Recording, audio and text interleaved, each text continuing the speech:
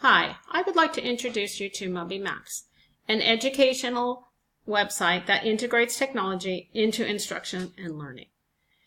MobyMax provides initial assessment, independent practice, differentiation, and assessment tools.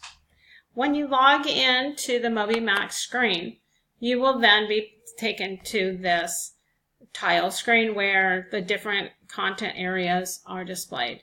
When students click on any tile, it takes them into the assignment or activities.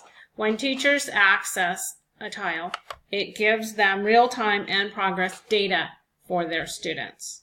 When clicking on a student in the reading assessment, I can see the progress that this student has made during each assessment and also see a graph that shows her improvement.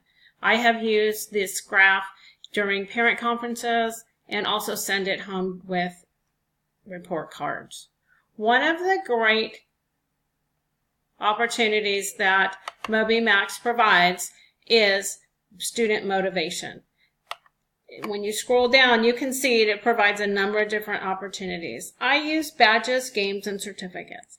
These provide students with motivation to not only work hard, but also to stay focused. One of the items that the students love is Moby Games.